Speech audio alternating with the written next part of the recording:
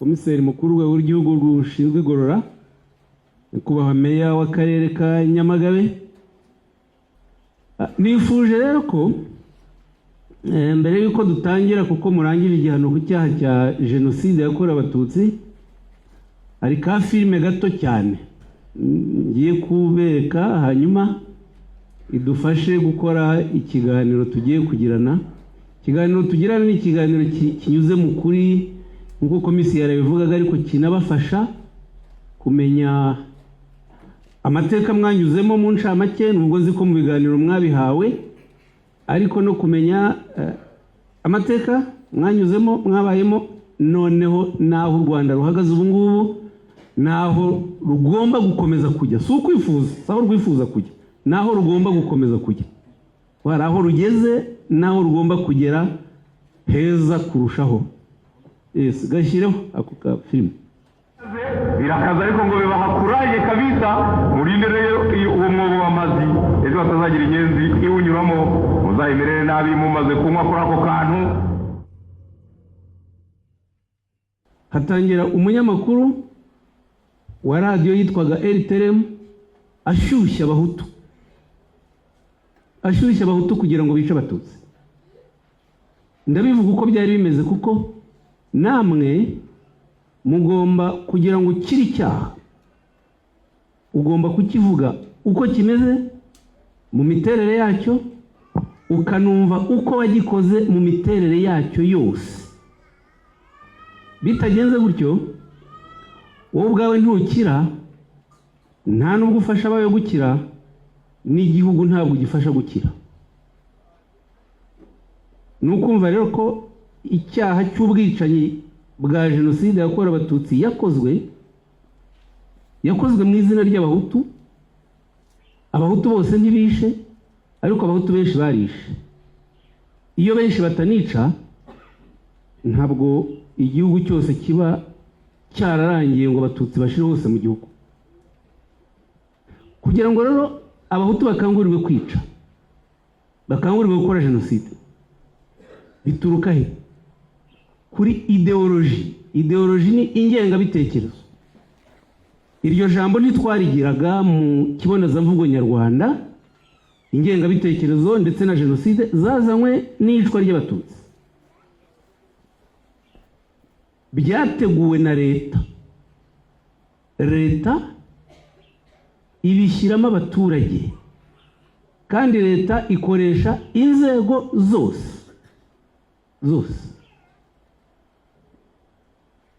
Yakoresheje abarimu. Hano hari abantu barabarimu murimo nawe, hari abakoraga indi mirimo, mwari abahinzi borozi mwese. Leta yateguye kwica, ibishoramo abaturage bose, kandi ihera ku bize. Abo bize ni nabo bateguye jenoside, nibo bateguye ingengabitekerezo n'uburyo bwo kuyigisha abaturage kugira ngo abaturage bayoboke. Kandi n'ibya kera ibyo ndabigeraho mu kanya. Gutsemba abatutsi muri 1994 ntabwo byaje ari intangiriro, byaje ari umusozo w'ingengabitekerezo yo kwica n'urwango yari imaze imyaka irenga 35 yigishwa. Iyi filime mwabonye ko hatangira umunyamakuru wa RTM kugira ngo ashyushye abahutu bumve ko bagomba kwica abatutsi, kandi abahutu bakishyira hamwe bose, kandi abahutu bose bakica. Umunyamakuru arakangurira abahutu kuba bicanyi, kubumvisha ko umuhutu utaba mwicanyi atari umuhutu mwiza. Nuko ingengabitekerezo ikora mbi.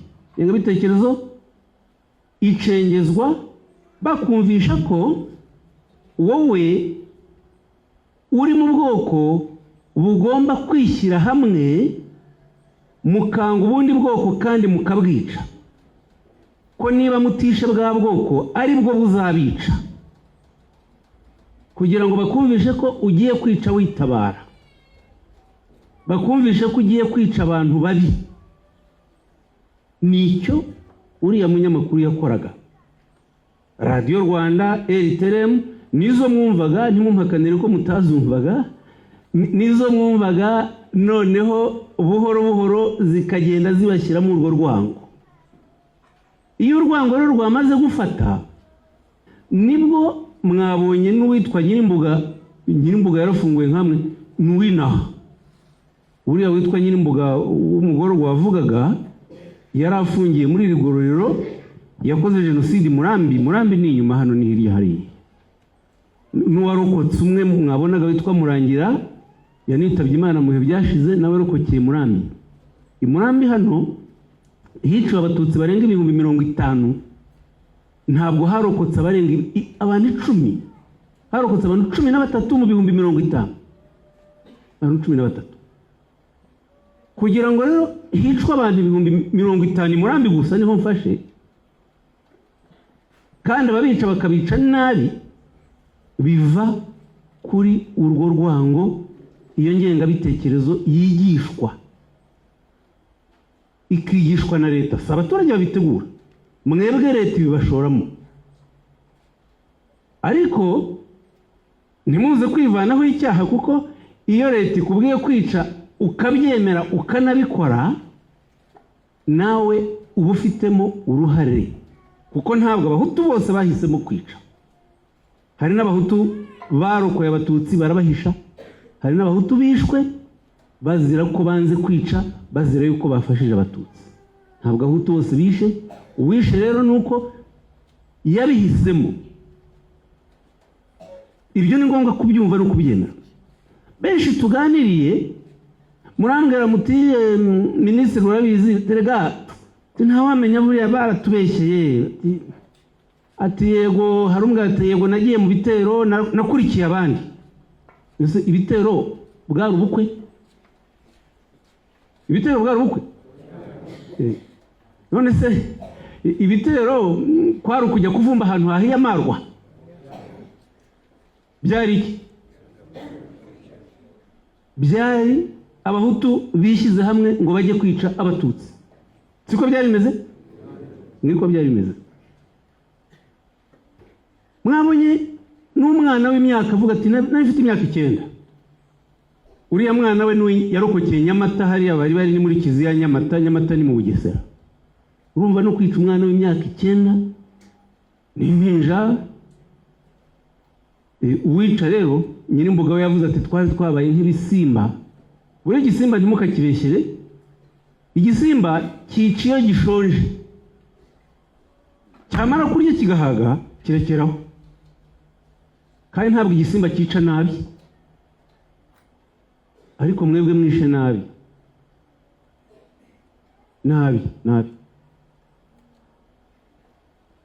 Gushyushywa rero kugira ngo ujye mu rwango bikorwa na leta, nabivuze, kandi leta yakoresha uburyo bwose. Itangazamakuru ryakoze ishyano, aho mwabaga mugenda, mwabaga mutwaye radio, mugenda muzumva n'imihoro, aho kugira ngo mukoreshe uwo mwanya mujya guhinga, mujya korora, mujya kubaza, kubaka, kwiga,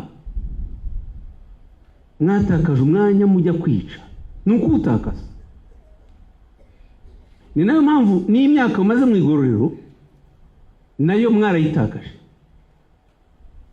Ariko hari n'icyo mutatakaje, kuko leta dufite, igihugu cyacu kiyobowe na nyakubahwa Perezida wa Repubulika Kagame Paul, ni igihugu gikunda buri muturage, ni igihugu kigorora n'uwakoze icyaha, si igihugu cyica.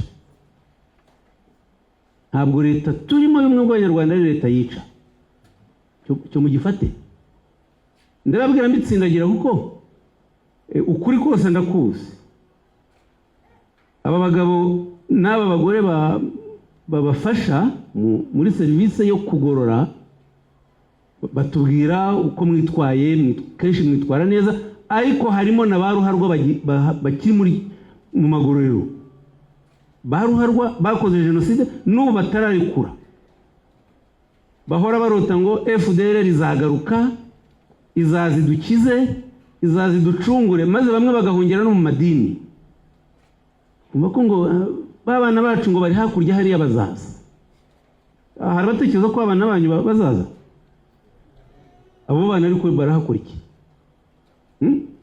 Abo bana bari mu mashyamba hariya ya Kongo barota ngo kuzaza, ese ubundi batsinzwe bahagiye babishaka? Ntibagiye bahunga kubera ubwicanyi bakoze? None se ubwo bakeka ko imbaraga zahagaritse jenoside zasubiye inyuma? Haro zagiye n'ubushake. Umuntu ukirota ko azongera kuba jenoside muri uru Rwanda, yewe sinanabyita n'inzozi, no gutirita abapfu ngo nguwo, no gutirita abapfu n'abakibashuka. Rero abo musize mu magorero bakibashuka, hari n'amazina nzi ushobora kuyababwira rwose. Abo mwebwe umutima wawe mwibwire ngo bariya baradushuka, reka twebwe dutahe dusubire mu miryango yacu. Imyaka twatakaje leta yaradufashije, iduha uburyo bwo kutugorora, kutugira abantu, itwereka ibyaha twakoze, iduha amahirwe yo gusubira mu muryango nyarwanda. Aya ni amahirwe muhawe. Kiriya cyaha mwabonye muranabizi kundusha, mwabonye gatoya bivugwa hariya. Ukuvuga biriya bikorwa mwakoraga byo kujya kwica abanyarwanda muhuje igihugu, kwica abanyarwanda musangiye igihugu, mwavukiye hamwe gusa ngo nuko bababwiye ko ari abatutsi, kandi abatutsi ni abanyarwanda nkamwe, ntimubarusha ubunyarwanda, ariko mukajya kubica gusa ngo ni abatutsi, kugera no kumpinja. Iyo rero leta, nacyo ndakigeraho, iyo leta iyobowe na FPR Inkotanyi na nyakubahwa Perezida wa Repubulika Paul Kagame, yiza kuba atari leta ishaka kubaka, nayo iba yarabwiye abarokotse cyangwa n'abasirikare bati namwe nimwihimure kuri bariya bantu bamenye amaraso muri Rwanda, namwe nimubice nk'uko bisha abandi. Ariko leta y'u Rwanda rw'ubu suko ikora. Na FPR Inkotanyi bariya abanyamakuru babangishaga bavuga ngo nimuze twishime Inkotanyi zashize, babiririmba. Izo Nkotanyi zarwanaga zigira ngo zihagarike jenoside, zarwanaga zigira ngo zizubaka u Rwanda rw'amahoro, u Rwanda rw'umutekano, u Rwanda rw'uburumbuke nk'uko turufite ubu ngubu. Ngiki cyo zarwaniraga. Mwigorero mwarimo n'abasigayemo, uburyo ryari rimeze kera, uburyo gereza zafungaga kera, zari gereza zica urubozo, ntabwo zari gereza zigorora. Ariko ubu dufite gereza, amagorero aragorora, mufite uburenganzira, mubaho mu buryo bw'umuntu. Ibyo ni Inkotanyi zabizanye. Kera amagereza yaratotezaga mu buryo buremereye, mu buryo bukomeye.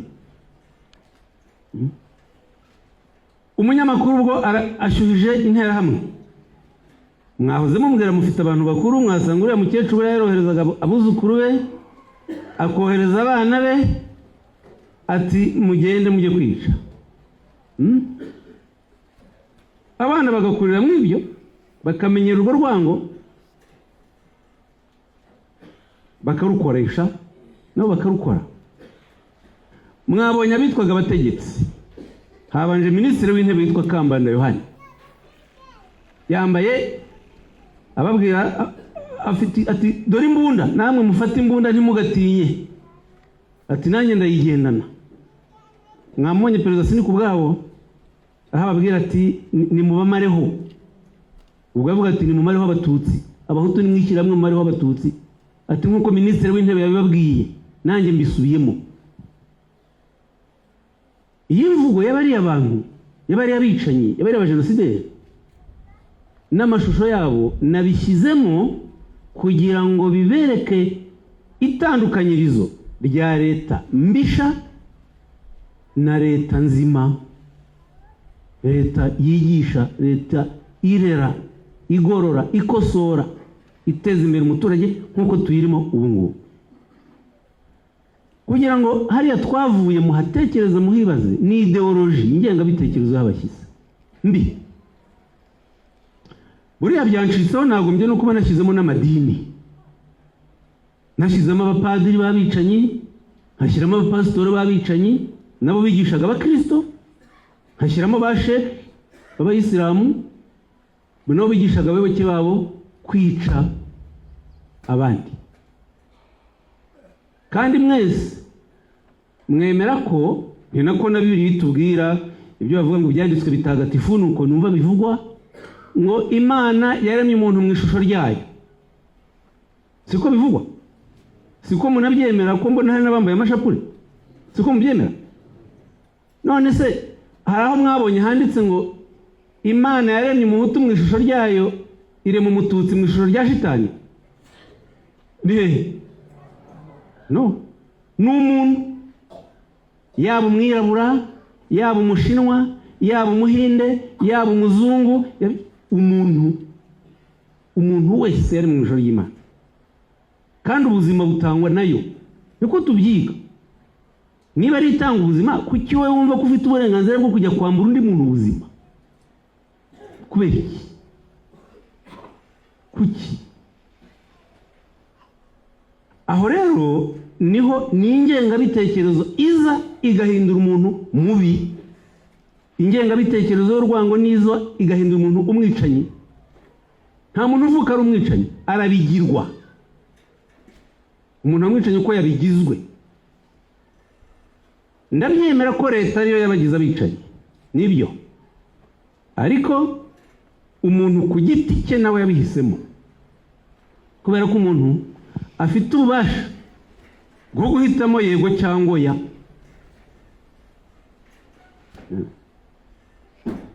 Nagira ngo rero aha muhatekereze ku buryo bukomeye ko icyaha cya jenoside mwagizemo uruhare mu buryo butandukanye.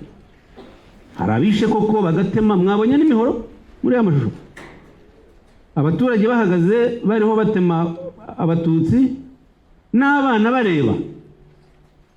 Ubuse murakeka ko uriya mwana wabonaga se cyangwa nyina ariho atema abandi? Mwumva ko uwo mwana yakuranye ubuhe burere? Yakuranye ishusho y'umubyeyi? Nubwo atabikubwira ariko ntiyakuze neza.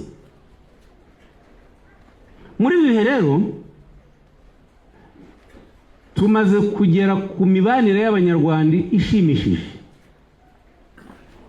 kuko kiriya kintu cy'irondabwoko cyaraciwe. Nta rondabwoko rikiri mu miyoborere y'u Rwanda. Hari abigeze gutunga indangamuntu zirimo amoko? Indangamuntu mwari mufite?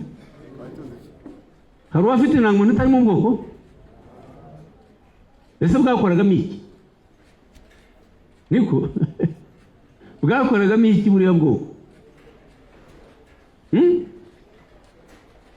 Ngwiki umukecuru? Aho niho bahereye bafata Abanyarwanda bakabatandukanya, kandi bakatwumvisha ko tutari bamwe. Kandi murebe uzi twese tuvuga Ikinyarwanda, ururimi rumwe.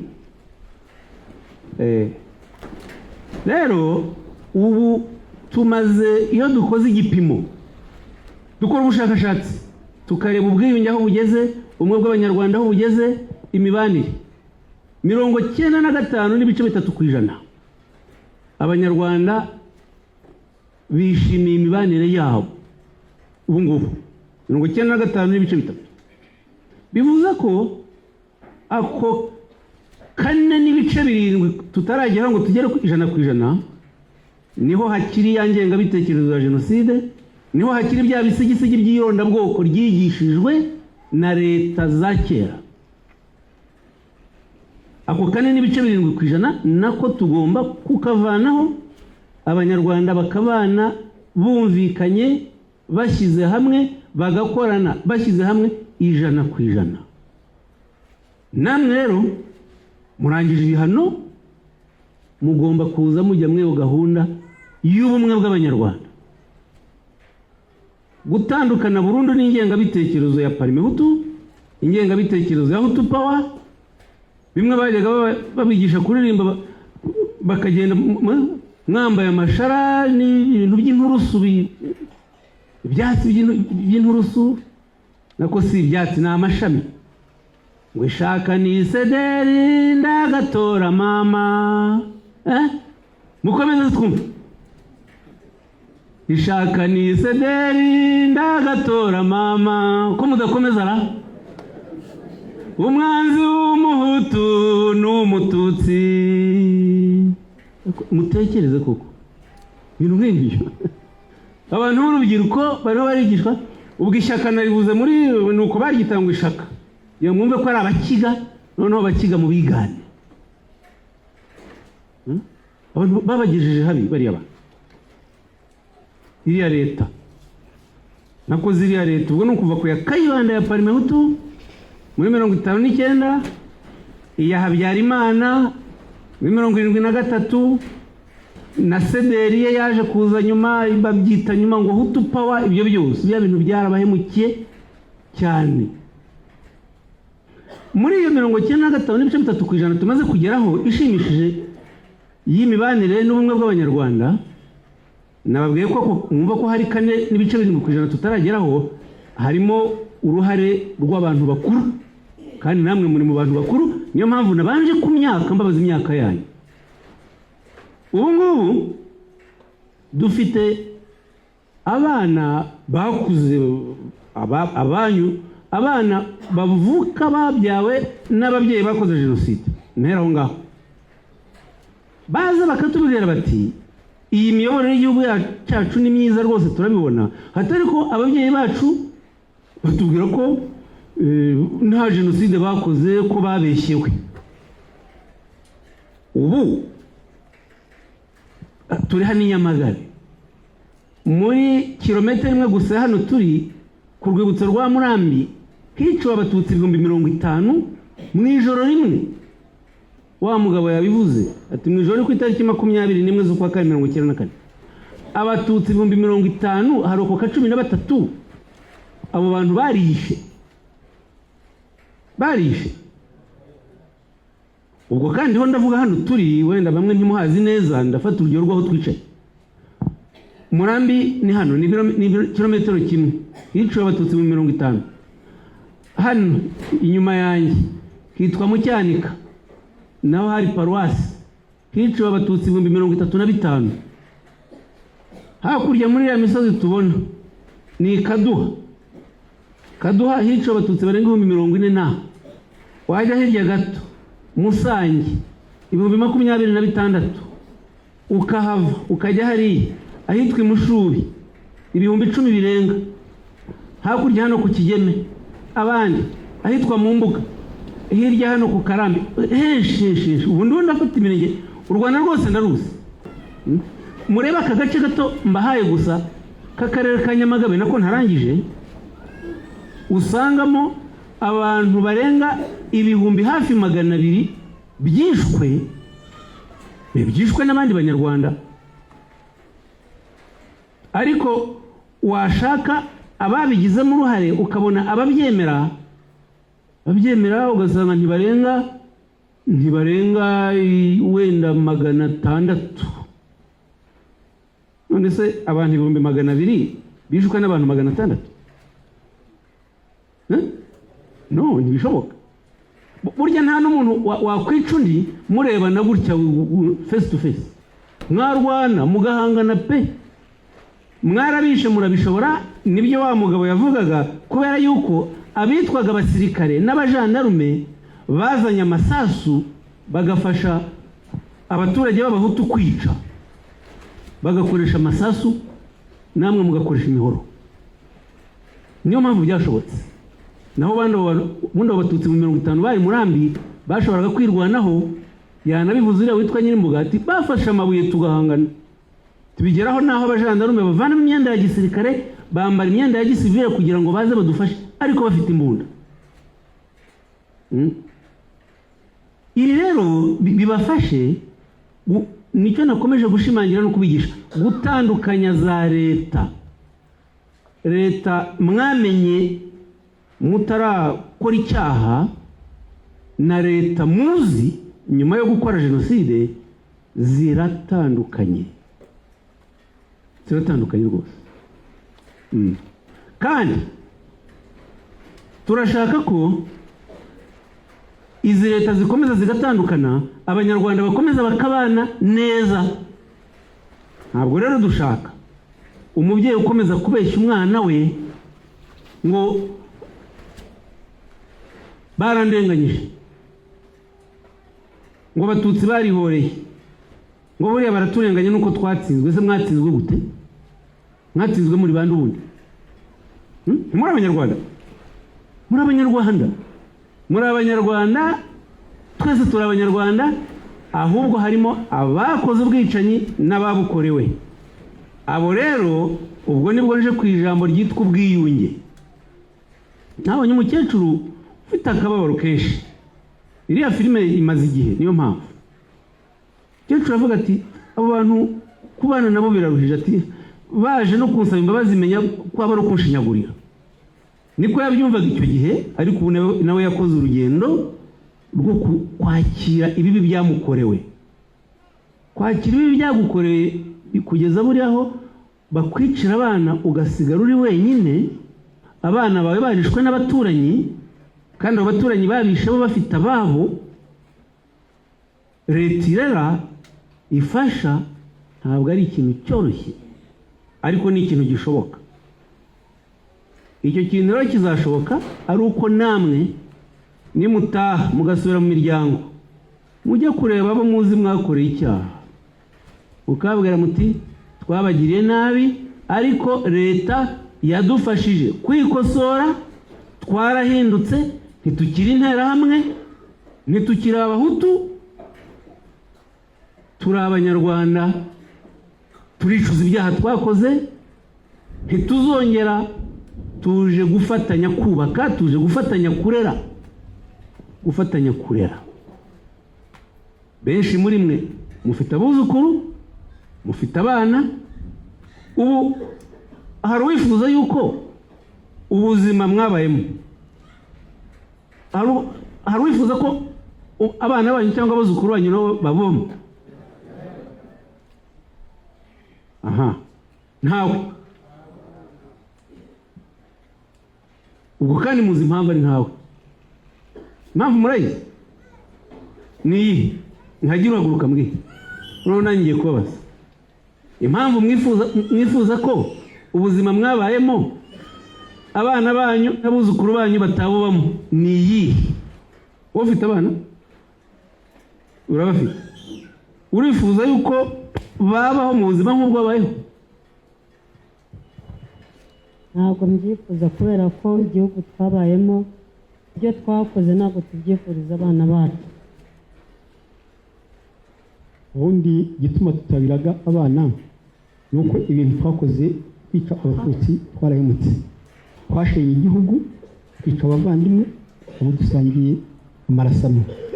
Ntabwo rero twabiraga abana bacu.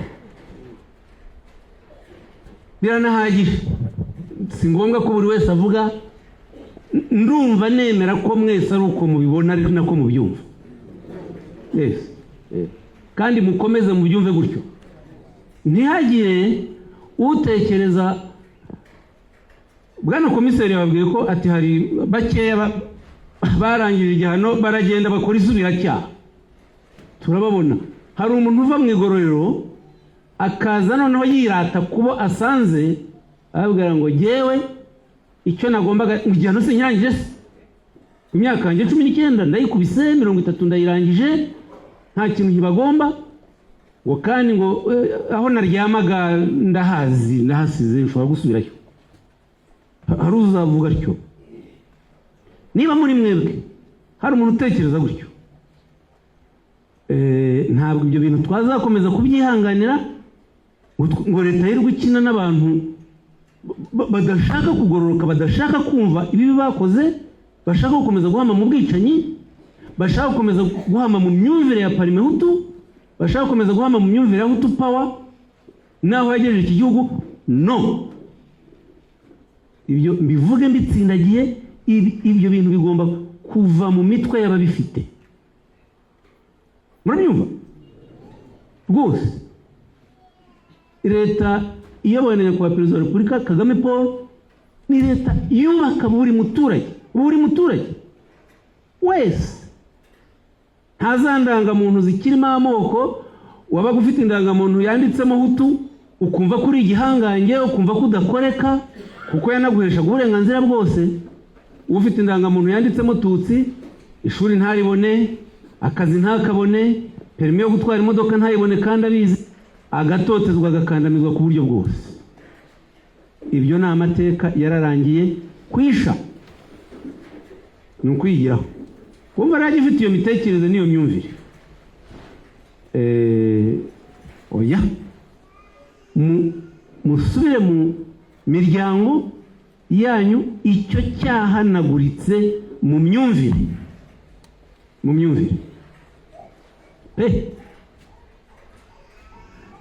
hanyuma mbere yuko mufungwa mujyanwa mu magororero, mwari muzi ikintu bita mituweli? Mituweli mwarazisize? Nafashe urwo rugero rwa mituweli kugira ngo mbereke uburyo leta turimo itekereza abaturage kubavuza. Buri muturage kwivuza kandi ku kiguzi gito cyane. Mwebwe leta mwamenye kera ntabwo zakoraga ibyo. Ni iriya ya Kambanda yabigishaga kwica, ni iya Sindi ku bwabo yabigishaga kwica, ni ibyo ngibyo. Ibi rero bijye bibaha amasomo. Ubwo turagira ngo mugende mubwira abana benshi, nahoze mbona buzukuru hariya bariho barakoma kamu abana bariya abana, mugende mubarere neza, mubateteshe, ariko mubabwize ukuri. Nabwiye muti twakoze ibidakorwa, mwabana mwe ntimuzatwigane, ntimuzakore nkatwe. Aho muzaba mubaye ababyeyi nyabo, muzamuye ababyeyi beza, muzamuye ababyeyi bazima. Nabyo mugende kandi mufashe bariya bacitse ku icumu mwabonye agahinda bafite, bamaze gutera intambwe ndende. Kariya agahinda ko kurira, avuga ati ndakwibuka bagutemera i Masaka. Mwabonye ko iriya filime nubwo ari ngufiya ijya mu gihugu hose, bibaragaragariza ko jenoside nta namwe itakozwe, nta namwe. Kugira ngo jenoside ishobore gukorwa mu gihugu hose, bituruka kuri ya ngengabitekerezo iba yashyizwe mu baturage. Ni bande bamenye ishyaka ryitwaga Parimehutu muri mwebwe? Bagire gutya, abamenye Parimehutu mbuze n'umwera, na ba bandi bambwiye ko bari barengeje imyaka nta Parimehutu mwamenye. Ubona nawe kandi dore urasa nkaho uri mutari kubamenye Parimehutu. Aha, buriya nibaguhe ya mikoro wa mubyeyi we, baguhe rwose utubwire. Numva ngo parese Paramahutu yabaye iya mbere, ngo izahora ari iya mbere, ngo turatsinze gaye. Iryo shyaka ryitwaga Parimehutu buriya niko kaga u Rwanda rwagize, niyo ntangiriro ya jenoside. Parimehutu mu bayishinze harimo n'abavuka hano turi, aho mukomoka mwese. Parimehutu yari hafite imizi, yari hafite amashami. Parimehutu rero yigishaga iki? Parimehutu yigishaga, impamvu abwira ngo niko kaga k'u Rwanda ka mbere niho byatangiye. Parimehutu yigishaga ngo igihugu n'ibyacyo byose ni iby'abahutu. Ibyo byari no muri porogaramu politiki ya Parimehutu, ko igihugu n'ibyacyo byose ari iby'abahutu. Ntabwo ari igihugu uriho ubihimba, iyo ni politiki ya Parimehutu. Noneho n'abaturage bajya mu nama za Parimehutu bakigishwa ibyo, mwajya muri kongere za Parimehutu mukigishwa ibyo. ko igihugu n'ibyacyo byose ari iby'abahutu. Numvise ko uyu mukecuru agibuka ati turatsinze gaye, gahutu utera imbere, gahutu cyo vuza impundu. Umve Parmehutu ntabwo iriho yigisha abanyarwanda ko ari abanyarwanda, iriho irabatanya ivuga ngo hari abahutu aribo bagenewe ibyiza by'igihugu, abatutsi bo ni abanyamahanga, ni abanyamahanga bafatanyije n'umukoroni, bagomba kujyana n'umukoroni. Ibyo rero iyo ngengabitekerezo niyo yabahanaguyemo, yabagiye mu bwonko, noneho no kwica, mukica mwumva ko mwica umwanzi, kumva ko mwica umunyamahanga utari umunyarwanda nkamwe. Niho nashingiye nakomeje mabwira ngo ingengabitekerezo mbi ni yigishwa abaturage iteka ibajyana mu kibi, ariko ingengabitekerezo nziza yigisha abaturage ibyiza nayo ituma abaturage bajya mu byiza. Mbaho urugero rwa mituweli, natandukanyaga ingengabitekerezo ya Parmehutu yigishaga ko igihugu ari icya gahutu, umututsi akaba umwanzi, mbitandukanya n'ingengabitekerezo nziza ya FPR Inkotanyi ivuga ngo u Rwanda ni urwa twese, ni urwa buri munyarwanda wese, kandi buri munyarwanda wese agomba kuba mu Rwanda neza, akanabana n'abandi neza mu mahoro, mu iterambere no mu bukire. Turifuza ko mukira mukagira amafaranga menshi, tukagira imodoka, tukagira inganda, tukagira byose. Turifuza gukira, ntabwo twifuza guhera muri ya ngengabitekerezo ya Parmehutu. Yaratsinzwe, yaragiye. Ya ngengabitekerezo ya Hutu Power yaragiye. Ubu ni ingengabitekerezo y'umunyarwanda. Murabyumva? Y'umunyarwanda. Mutahe rero mwisubirire mu ngo zanyu, mu miryango, ari icyo mufite. Mvuga muti amateka yatugize abicanyi, yatugize abajenosideri, ariko ayo mateka leta ya FPR Inkotanyi yari yadukijije, tubivuyemo ntituzongera. Sibyo? Yes.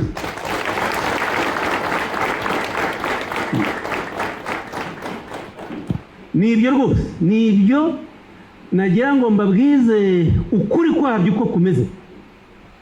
Ukuri kwabyo uko kumeze. Ntihazagire utaha ngo agende agatoki akagira atya.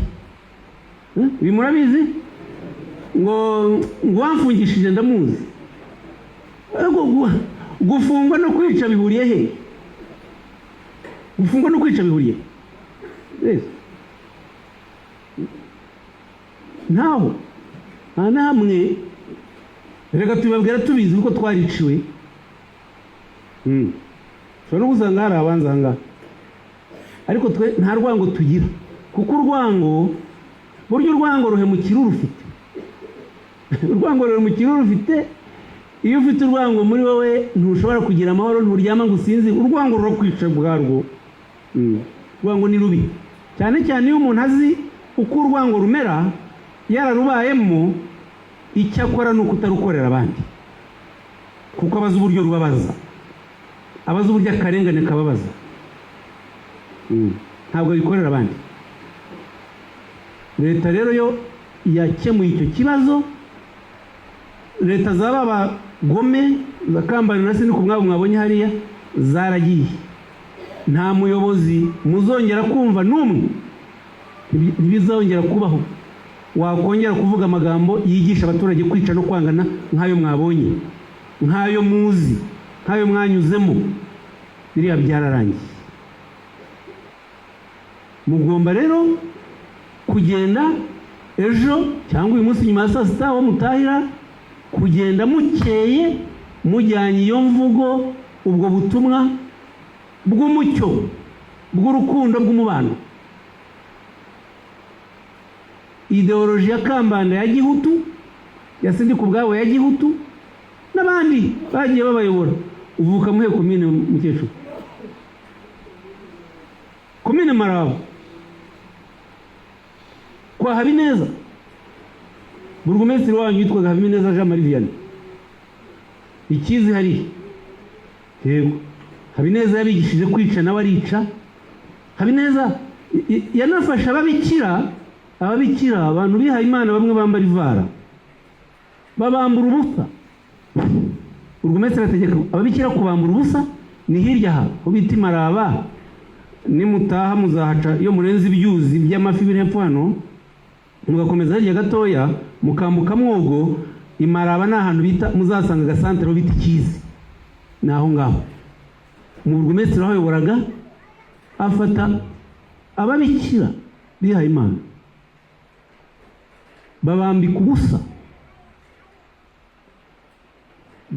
babakorera bya bindi kubasambanya ku gahato abateza intera hamwe. Uwo burugumesitiri ati mubajyeho mu kibuga. Barangije ababikira mubice mwamaze kubarongora. Urumva ubwo bumwe bw'abantu aho bwageraga. Nihagira umbwira indi komine nawe ndamubwira ibyaho.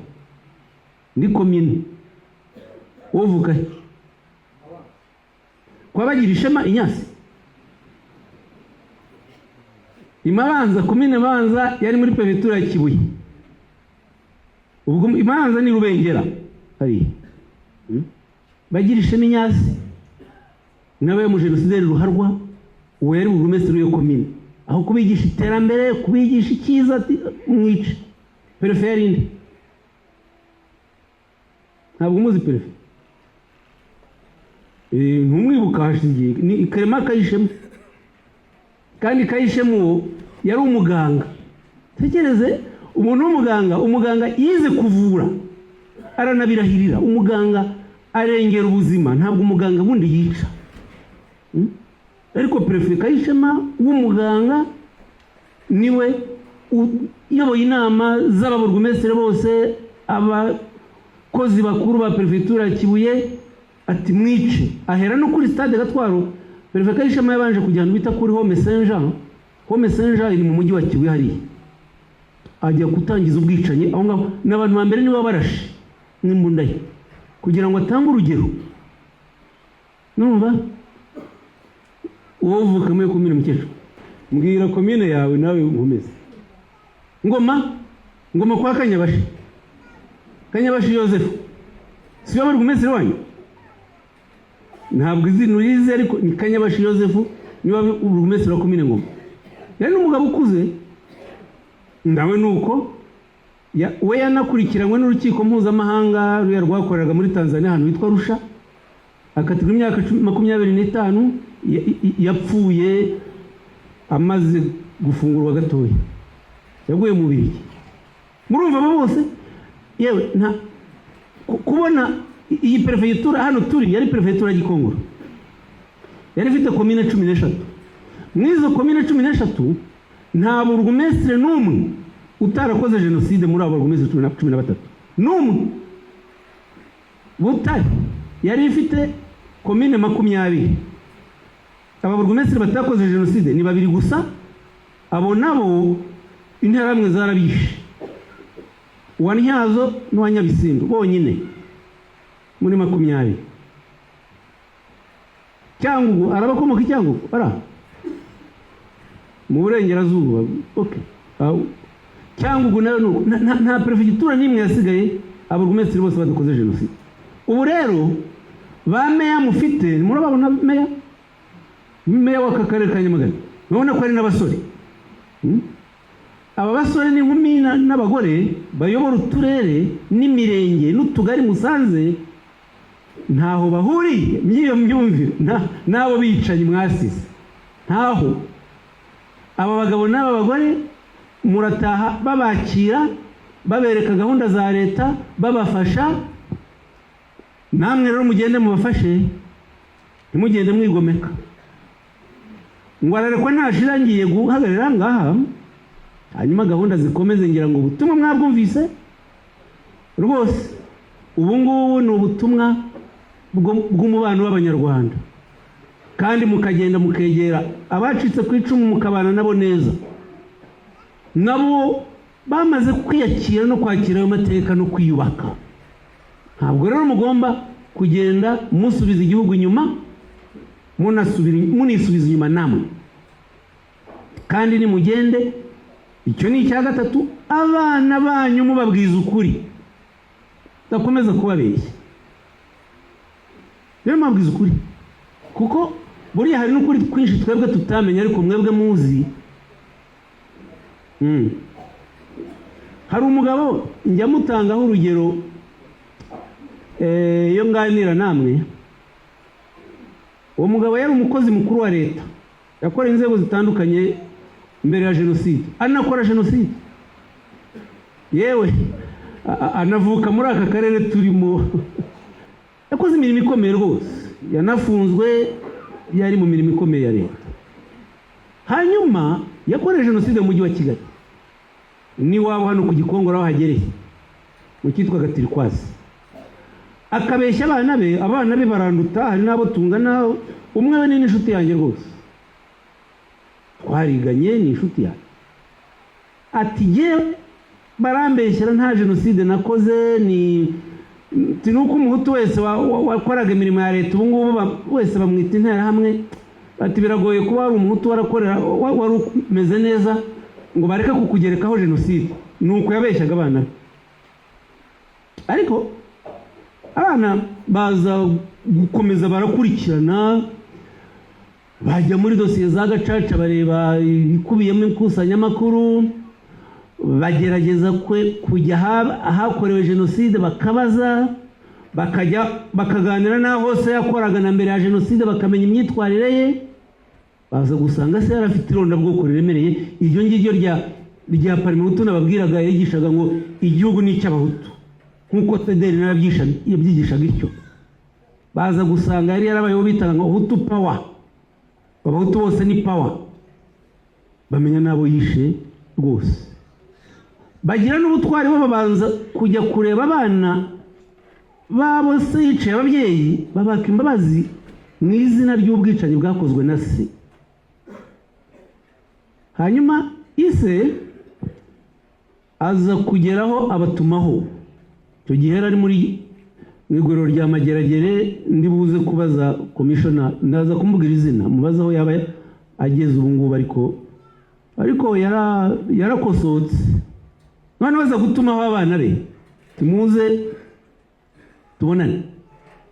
Baragenda mu iguriro rya Nyarugenge Mageragere, ababwira noneho ukuri kose. Arabwira ati ntabwo bambeshye rwose, ati ahubwo hari n'ibyo ntari naravuze, atari kubera ko nkatiye burundu n'ubundi nimbivuga ntacyo biri buntware, nta gihano bari bumpe kirenze igihano cy'igifungo cya burundu. Ababwira n'abandi yishe n'abo yicishije. Natwe nka leta dutumaho asaba imbabazi, atubwira ibyo yakoze. Uwo muntu rero yarakeye, afasha n'abana be gucya, afasha n'abuzukuru be n'abazamukomoka bose nabo kuba bumva bakeye, bakabaho batekanye, badahamanywe n'amateka mabi y'ubwicanyi bwakozwe na se. Ariko ibyo byaturutse ku ruhare abana bagize ubwabo, ariko na se waje kugeraho akavuga ati sinshobora gukomeza guhamwa n'iri rondabwoko n'uru rwango, reka ntere intambwe mvuga ukuri kurakiza. Ntabwo ndimo mbivuga mu buryo bwa ukuri kumwe kw'amadini, ukuri kwa nyako. Amadini ndayubaha, ariko ntabwo ubundi nkoresha imvugo yayo giwe. Sindi umubwiriza butumwa, mudakeka ko mutabona mvugana n'ingufu mukagira ko ndumubwiriza butumwa. Ya nge nigisha politike nziza, nibwo butumwa bwanjye. Abigisha Imana bo umwanya n'undi wabo si uwanjye. Ariko murumva uburyo uwo mugabo yakize, namwe rero nicyo mbifuriza, ari nacyo mbasaba.